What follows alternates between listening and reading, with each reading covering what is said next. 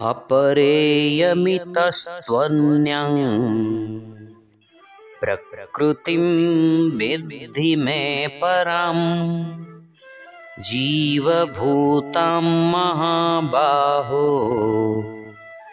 ययेदं धार्यते जगत्। एहार पूर्व श्लोकरे प्रभु श्रीकृष्ण पांचटी महाभूत जहा हेला आकाश, वायु, अग्नि, जल और पृथ्वी एवं ता सहित आउ तीनोटी मन, बुद्धि और अहंकार अर्थात मोट 8टी प्रकृति विषय रे ज्ञान देले। एठारे प्रभु कहउछंती तांकर एही अष्टविधा प्रकृति तांकर निकृष्ट माया शक्ति अटे, जहाकु तमे अपरा प्रकृति बा अपरा विद्या भावरे जान।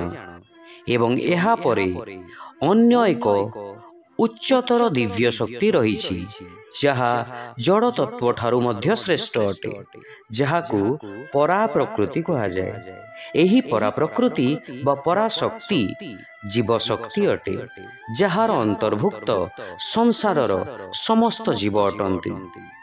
एही श्लोकरे बंधुगण मुख्यतः दुईटी शब्द अछि जहा आपनकु बुझिबाकु पड़िबो, अपरा प्रकृति एवं परा प्रकृति।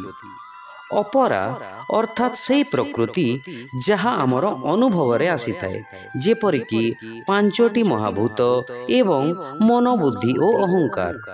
किंतु परा प्रकृति को अनुभव करिबा कष्टकर एवं यहा अनुभव करिबा खूब ऊर्ध्वरे अटे।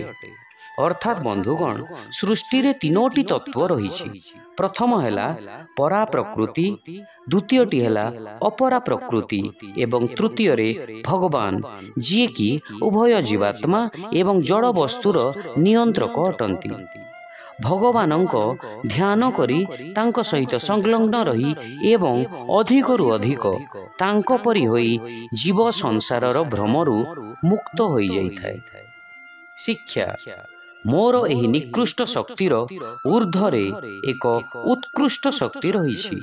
एहा हेउछि जीव शक्ति बा चैतन्य शक्ति बा पराशक्ति, जहार परिप्रकाश संसार रे जीवनर आधार शरीरधारी जीव समुदाय अटंती। Such in my inferior energy, but beyond it I have a superior energy. This is the Jiva Shakti or the soul energy, which comprises the embodied soul who are the basic of life in this world. Hare Krishna.